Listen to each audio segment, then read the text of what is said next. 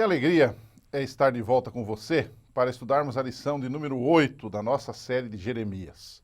A lição dessa semana não obedece uma ordem cronológica, porque ela volta no passado e estuda a vida e as reformas de Josias, do famoso rei Josias, com o qual Jeremias conviveu durante algum tempo.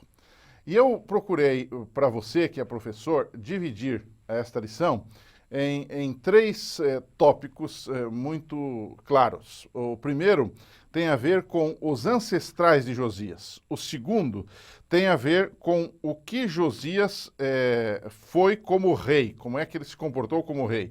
E o terceiro, o que Josias mudou, o que Josias reformou. Então vamos por partes.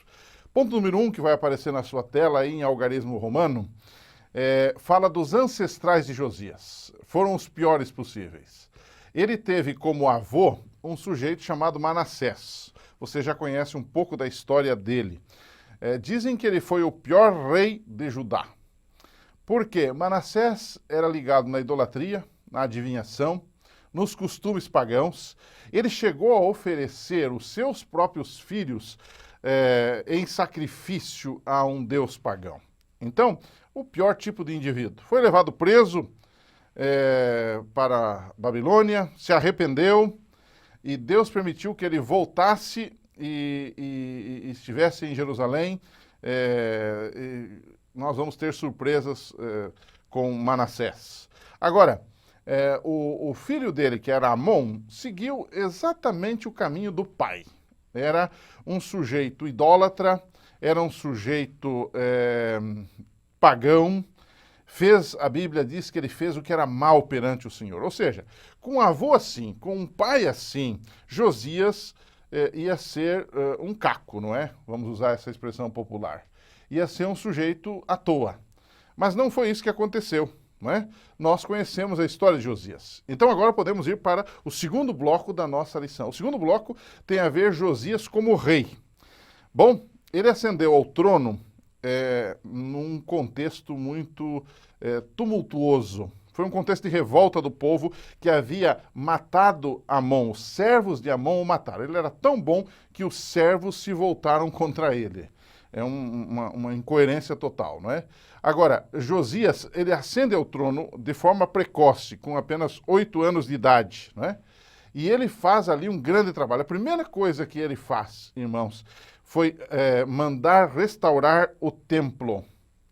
E nessa ocasião foi descoberta a própria lei de Moisés, que estava lá parada, que lá estava sem uso. A lei foi achada e essa leitura que o rei empreendeu lá em Jerusalém, ela provocou mudanças na cabeça, na vida do povo. Ali começou realmente um movimento de reavivamento e de reforma no povo de Deus, né? Uma profetisa desta época, você vai ter na lição, eu estou aqui apenas sumariando, resumindo tópicos da nossa lição. Uma profetisa daquela época, era Hulda, ela foi consultada e ela disse que a ruína de Jerusalém não seria evitada. Não seria evitada. Mas, mesmo assim, Josias empreendeu as reformas, porque ele entendia que primeiro devemos voltar o povo para Deus, aconteça o que acontecer depois. Ok? Então, apesar de toda essa mudança do rei, né, digamos, do trabalho que o rei fez, mesmo assim, o rei não logrou êxito, porque mais tarde Jerusalém foi destruída, Judá foi invadido. Todavia, ele fez a parte dele. Isso é muito importante. Depois nós voltaremos a esse tópico para discutir com os nossos alunos um pouquinho. E a terceira e última parte tem a ver com o que Josias reformou. O que ele reformou? Eu coloquei aqui 4 pontos que seria interessante você considerar. Primeiro, ele reformou a aliança do povo com Deus. Ou seja, a aliança, nós vamos estudar numa próxima lição, mas a aliança de Deus com o povo é aquele contrato que Deus faz com o povo, onde Deus promete salvar, onde Deus promete abençoar, onde Deus promete ser o Deus deste povo. E o povo, logicamente, tem que, em contrapartida, obedecer a Deus.